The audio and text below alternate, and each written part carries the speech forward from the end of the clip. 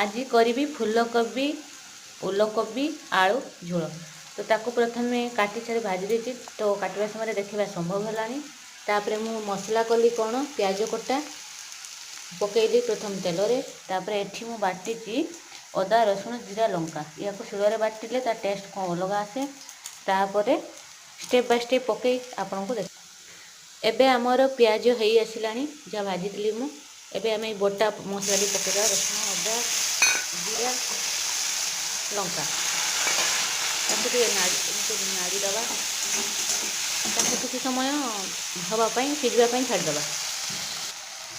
मसलाटी एबे हो आसलानी आपण मैंने देखिपे आपको भल कि भाजबे रसुण अदा जमी गंधटा न रुहे मैंने कंचालिया लगे।